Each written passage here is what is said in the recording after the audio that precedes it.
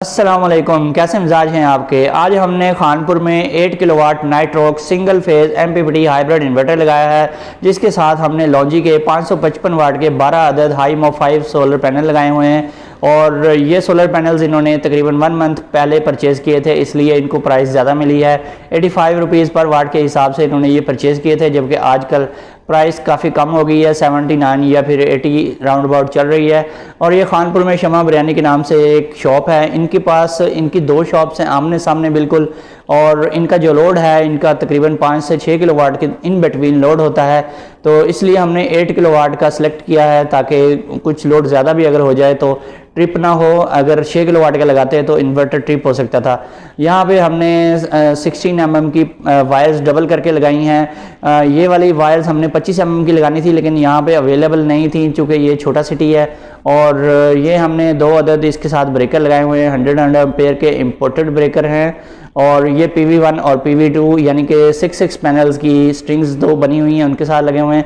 जबकि इनके पास AGS की 21 प्लेट वाली बैटरीज पुरानी इनके पास पड़ी हुई थी, ओल्ड UPS वाली, तो वही अभी बजट कम होने की वजह से इन्होंने वही लगवा ली हैं, तो ये हमने लगा दी हैं। इनके पास 4 अदद मीटर लगे हुए हैं बिजली के, और हर मीटर का यहाँ पे अलग अलग ब्रेकर लगा हुआ है। और ऊपर जो है 3 चेंज ओवर लगे हुए हैं 3 मीटर्स के, और ये 2 चेंज ओवर जो है, एक हैवी लोड का और एक लाइट लोड का चेंज ओवर है।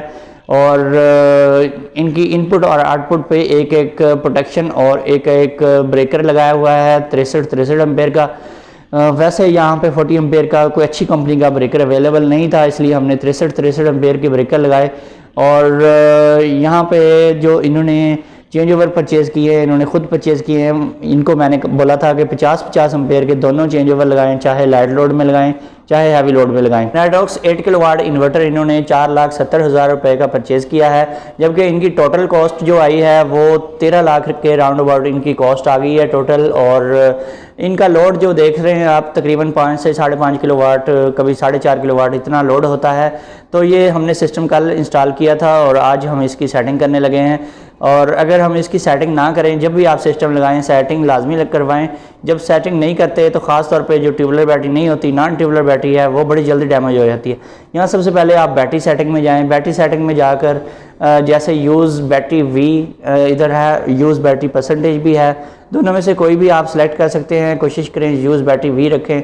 और बैटरी कैपेसिटी जो है 120 एम्पेयर की है। मैक्सिमम एम्पेयर जो चार्जिंग है, यहाँ हमने चार्जिंग के एम्पेयर कम करने हैं, जो कि हम 20 एम्पेयर करेंगे।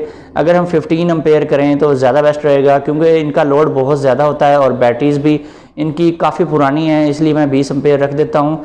अगर नई बैटरीज होती तो मैं 10 या 15 एम्पेयर से ज़्यादा ना रखता। मैक्सिमम एम्पेयर डिस्चार्ज जो है, ये आपने जो आपकी बैटरी की कैपेसिटी है उतनी ही रखनी है, यानी कि 115-20 एम्पेयर आपने रखने हैं। और यहाँ पे बैटरी में दूसरी सेटिंग भी है, उस पे जाएंगे बैटरी सेटिंग 2 में। बैटरी सेटिंग 2 में जाकर यहाँ पे हमने चार्जिंग सेटिंग करनी है। तो चार्जिंग सेटिंग जो है 15 एम्पेयर सिलेक्टेड है, लेकिन ग्रिड से चार्जिंग इन्होंने बंद करवाई हुई है। तो ये चाहते हैं कि ज़्यादा से ज़्यादा बचत हो, इसलिए इसको हम नहीं चेंज करते। और बैटरी सेटिंग में इसके फ्लोट वोल्टेज की सेटिंग बहुत ही इंपॉर्टेंट है। यहाँ पे डिफ़ॉल्ट वैल्यू रखते हैं कुछ लोग, और बैटरीज़ बड़ी जल्दी डेड होती हैं। और नाइट्रोक्स तो मशहूर है बैटरीज़ को ख़राब करने के मामले में। बहुत ज़्यादा लोगों की बैटरीज़ ख़राब हो रही हैं जो नाइट्रोक्स के साथ लगी हुई, क्योंकि इसकी चार्जिंग बहुत ज़्यादा स्ट्रॉन्ग होती है, इसके साथ बैटरी बहुत तेज़ी से ख़राब और ओवर चार्ज भी होती है। तो इसको हम कम करते हैं। फ्लोट वोल्टेज को मैं 54.0 पे सेट करूँगा। इसके ऊपर क्लिक करेंगे और फिर हम इसकी वैल्यू चेंज करेंगे। वैल्यू चेंज करने के बाद इसको सेव करेंगे। और यहाँ पर जो अब्जॉर्प्शन वोल्टेज हैं, इनकी वैल्यू भी 57.6 वोल्ट है। ये वैल्यू भी ज़्यादा है, इसको भी हम कम करेंगे। कुछ लोग इसको ऐसे ही डिफ़ॉल्ट पे छोड़ देते हैं, जिसकी वजह से बैटरियों की परफॉर्मेंस भी अच्छी नहीं मिलती और बैटरियां डैमेज भी होती हैं बहुत तेज़ी से। अब्जॉर्प्शन वोल्टेज हमारे बल्क चार्जिंग वोल्टेज ही होते हैं, ये वो चार्जिंग वोल्टेज होते हैं जिसके साथ हम बैटरी को चार्ज करवाते हैं। इसको 56.4 वोल्ट पे सेट करना है इन बैटरीज़ के लिए। और इक्वलाइजेशन को हमने ऑन ही नहीं करवाना, इसलिए हम इसको चेंज नहीं करते। और बाकी जो सेटिंग है, इसमें शट डाउन की सेटिंग है, ये अक्सर लोगों ने मैंने देखा है 40 वोल्ट या 41 वोल्ट पे रखते हैं। और ख़ास तौर पे जो लोग 40 वोल्ट पे रखते हैं उनको बड़ी प्रॉब्लम आती है। इसको मैं 42 वोल्ट पे कर देता हूँ।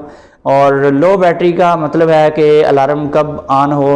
अक्सर लोगों ने 42 या 43 रखा होता है, इसको भी आप ज़्यादा रखें। मैंने 45 वोल्ट कर दिया है ताकि 45 वोल्ट तक जब बैटरी ड्रेन हो तो अलार्म स्टार्ट हो जाए। और लो बैटरी का अलार्म 45 वोल्ट पे स्टार्ट होगा।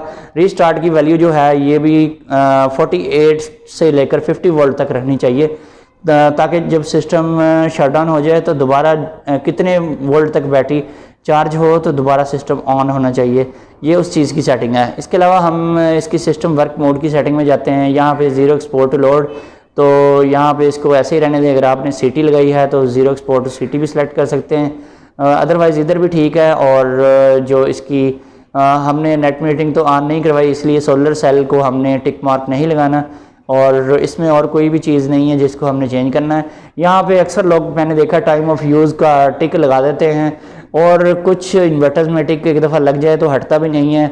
इसको जितनी बार मर्ज़ी सेव कर लें तो फिर हटता नहीं है जब तक इसकी कॉन्फ़िगरेशन ना करवाएं, या फिर सर्विस सेंटर वालों से इसकी जो है सॉफ्टवेयर अपग्रेड ना करवाएं, तब तक ये टिक मार्क नहीं हटता। इसके अलावा जेन पोर्ट की सेटिंग है, इन्होंने हैवी लोड की कनेक्शन नहीं करवाए तो इसको भी ऐसे ही रहने देते हैं। AC220 की वायरिंग के लिए हमने 6 mm की केबल यूज़ की है, और आप कोशिश किया करें कि किसी अच्छी कंपनी की वायर लगाया करें। ये 744 भी इसे मार्केट में बोला जाता है। और जो इनकी बैटरी वाली वायर है वो हमें बहुत अच्छी क्वालिटी की तो नहीं मिली, लेकिन एक ऑप्टिमम क्वालिटी की ये वायर है। लेकिन आप कोशिश किया करें ये भी इम्पोर्टेड टाइप की जो केबल मिलती है वो लेकर लगाया करें।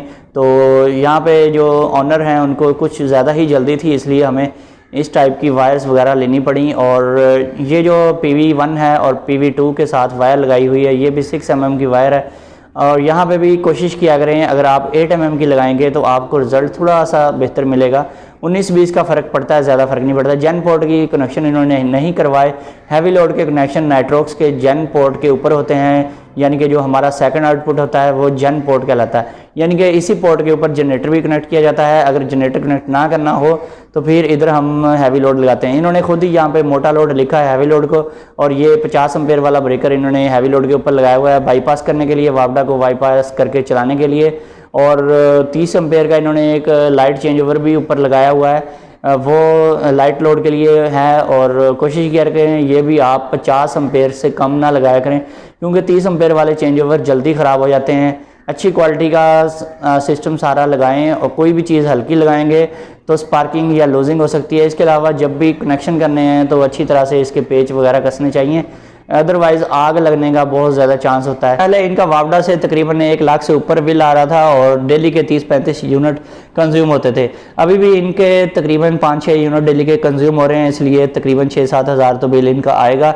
अगर ये 2 पैनल और लगा लें तो इनको बहुत ज़्यादा फ़ायदा होगा, और हो सकता है इनका वापडा का जो है ख़र्चा वो बिल्कुल ख़त्म हो जाए। दोस्तों फिर मिलेंगे नई वीडियो के साथ। अल्लाह हाफिज़।